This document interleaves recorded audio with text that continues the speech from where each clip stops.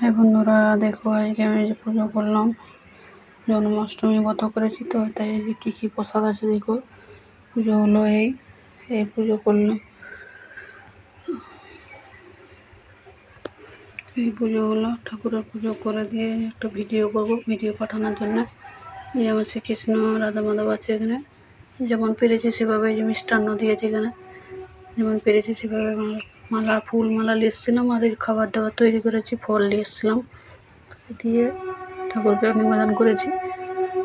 একটা ভিডিও করলাম ঠাকুরের, এই জন্য প্রসাদ দিয়েছিলাম, মিষ্টান্ন আছে। আর এই যেখানে ফল দিয়েছি, যেমন পেরেছি সেভাবে ফল, এই জন্য খাবার দাবার তৈরি করেছি।